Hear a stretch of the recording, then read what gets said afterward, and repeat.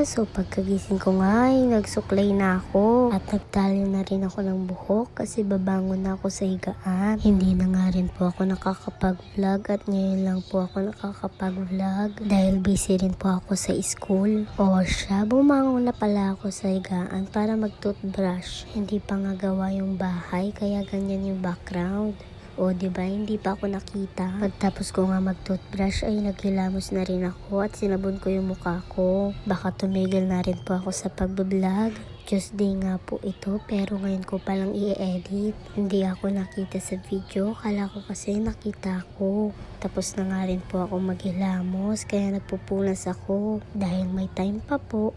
Ayan, nagagawa ko ng assignment.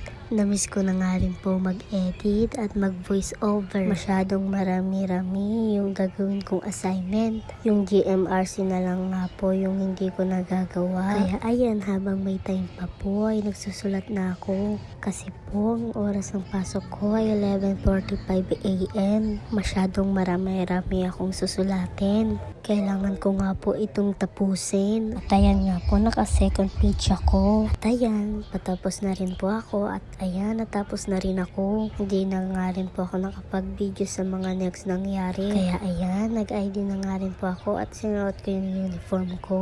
Naglalaba nga po si mama yung mga time na to.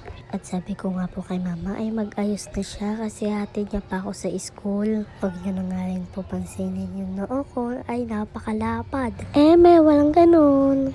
Habang nagbo-voice over nga po ako dito ay nawawalan ako ng boses. Ako na nga rin po nagtali sa sarili ko kasi marunong naman po ako. At ito na nga ho, kinuha ko na yung mga gamit ko at ready na ako pumasok. Mga bandang 6 PM nga ay nagluto na si mama ng ulam. Sinundo na nga rin po ako ni mama, hindi lang na videohan. Pag uwi ko nga po ay tinanggal ko na yung sapatos ko at nagpahinga. Kasi napagod po talaga ako. At sana nagustuhan niyo itong video na ito. At hanggang dito lang nga muna.